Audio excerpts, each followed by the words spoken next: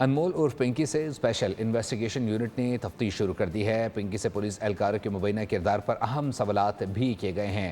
تفتیشی ذرائع کے مطابق پنکی نے دوران تفتیش 12 پولیس اہلکاروں افسران پر رشوت لینے کا الزام بھی عائد کیا ہے۔ بیشتر اہلکاروں کا تعلق ساؤتھ زون اور ڈیفنس سے ہی ہے۔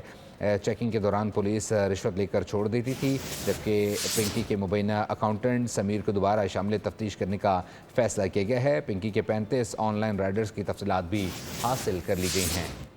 انمول عرف پنکی سے اسپیشل انویسٹیگیشن یونٹ نے تفتیش شروع کر دی ہے۔ تفتیشی ذرائع کے مطابق پنکی سے پولیس اہلکاروں کے مبینہ کردار پر اہم سوالات کیے گئے ہیں۔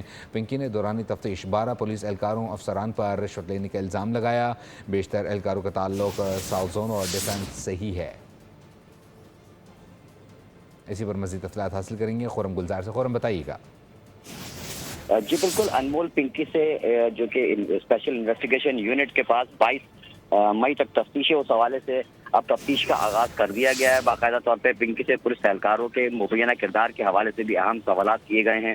پنکی نے دوران تفتیش 12 سے زائد پولیس اہلکاروں افسرانوں کے پر رشوت لینے کا الزام بھی عائد کیا ہے۔ بیشتر اہلکاروں کا تعلق ساؤتھ زون اور ڈیفنس کے علاقوں سے بتایا گیا ہے، یہ انکشاف کیا ہے پنکی نے۔ ساتھ ہی چیکنگ کے دوران پنکی کو جب روکا جاتا تھا تو رشوت دے کے چھوڑ دیا جاتا تھا۔ پنکی نے اس بات کا بھی اعتراف کیا ہے۔ ساتھ ہی پنکی کے مبینہ اکاؤنٹنٹ سمیر کو دوبارہ شامل تفتیش کرنے کا فیصلہ کیا۔ سمیر پر پنکی کے بینک اکاؤنٹ سے مینیج کرنے اور ساتھ ہی 9 مختلف اکاؤنٹ سے 9 لاکھ روپے نکالنے کے حوالے سے بھی انکشاف سامنے آیا ہے۔ پنکی کے 35 آن لائن رائڈر کی تفصیلات بھی حاصل کر لی گئی ہے۔ متعدد رائڈر کا تعلق جو ہے وہ پنجاب سے بتایا جا رہا ہے۔ اسپیشل انویسٹیگیشن یونٹ کی تحقیقات میں منشیات نیٹ ورک کے مزید انکشافات جو ہے وہ سامنے آ سکتے ہیں۔ جی بہت شکریہ اپڈیٹ کرنے کے لیے۔